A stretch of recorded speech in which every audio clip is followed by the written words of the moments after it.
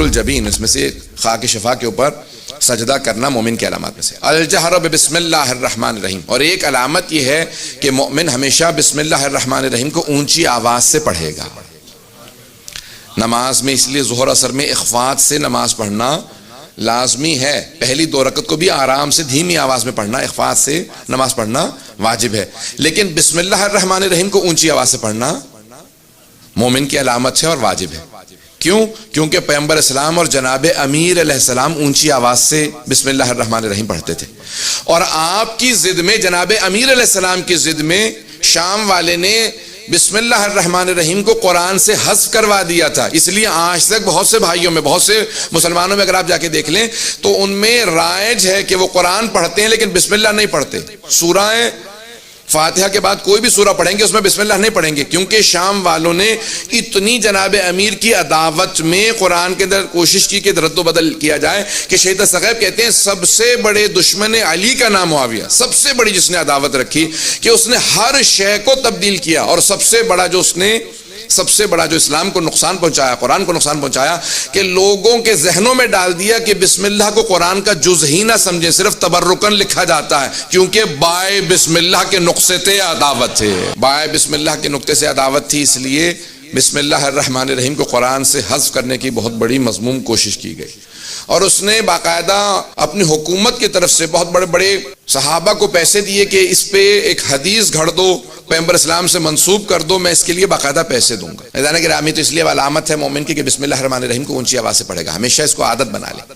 کہ بسم اللہ الرحمن الرحیم مومن ہمیشہ اونچی آواز سے پڑھے، چاہے نماز میں ہو چاہے باہر ہو، کیونکہ عداوت تھی بہت سے جناب امیر کے دشمنوں کو۔ چھٹے امام سے ایک مرتبہ ایک آدمی نے کہا یا امیر المؤمنین، تو مولا نے کہا کہ آج تو تم نے کہہ لیا، آئندہ مت دہرانا۔ کہا کہ مولا کیوں؟ کیا آپ مومنوں کے امیر نہیں ہیں؟ کہا کیونکہ ہمارے جد کی عداوت میں بہت سو نے امیر کہلانا شروع کر دیا تھا،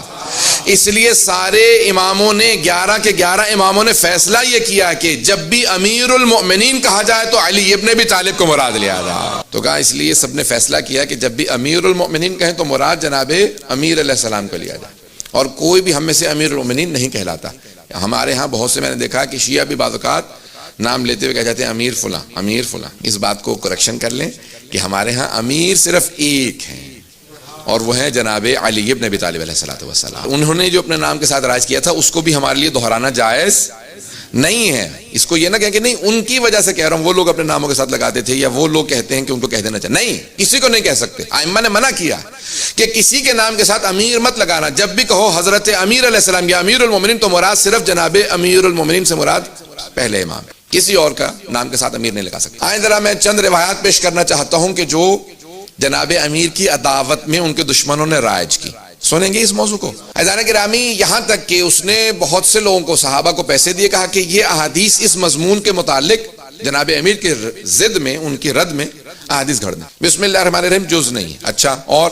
کہ یہ جو آیت ہے نا، بہت سی آیت جناب امیر کی شان میں نازل ہوئی قرآن میں، کچھ نے لکھا 360 آیات ہیں، فخر الدین رازی نے لکھا ہے قرآن میں 360 آیات ہیں جناب امیر کی شان میں، اور حافظ رجب برسی نے لکھا ہے 500 آیات ہیں جناب امیر کی شان میں۔ ہمارے بعض علماء نے لکھا 1000 آیات نازل ہوئی ہیں جناب امیر علیہ السلام کی شان میں۔ تو اس نے کہا کہ یہ جو آیت ہے وَمِنَ النَّاسِ مَن يَشْرِي نَفْسَهُ ابْتِغَاءَ مَرْضَاتِ اللَّهِ وَاللَّهُ رَءُوفٌ بِالْعِبَادِ، سورہ بقرہ کی آیت نمبر 207، کہ اور مومنوں میں سے ایک ایسا ہے جو اللہ کے مرضات کی خاطر اپنے نفس کو دے دیتا ہے، کہ جب بستر رسالت پہ جناب امیر شب ہجرت سوئے تو اس وقت یہ آیت نازل ہوئی، سب کے ذہنوں میں ہے آیت۔ تو عزیزان گرامی، جب شب ہجرت جناب امیر علیہ السلام بستر رسالت پہ سوئے تو یہ آیت نازل ہوئی، مومنوں میں سے ایک ایسا ہے جو اپنے نفس کو اللہ سے تجارت کرتا ہے، اللہ کی مرضات کی خاطر اللہ کی مرضیوں کو حاصل کرتا ہے اور اپنے نفس کو دے دیتا۔ تو اس نے باقاعدہ معاویہ نے پیسے دیے، اور ایک آدمی نے باقاعدہ حدیث گھڑی اور کہا کہ یہ علی کی شان میں آیت نازل نہیں ہوئی، بلکہ یہ عبد الرحمن ابن ملجم قاتل امیر المومنین کی اس کے لیے نازل ہوئی ہے، اور یہ آج تک بہت سی کتابوں میں باقی ہے بھائیوں کی۔ آپ تصور کر سکتے ہیں کہ پیغمبر سے نسبت دینے کے بعد باقاعدہ قاتل امیر المومنین علیہ السلام کے لیے اس حد تک اس نے باقاعدہ لوگوں کے اندر پیسے تقسیم کیے۔ لوگوں نے کہا کہ اگر پیسے اچھے ملیں گے تو ہم حدیث بھی اچھی طرح سے گھڑ سکتے ہیں۔ تو عزیزان گرامی، دور ایک ایسا دور تھا کہ جہاں پہ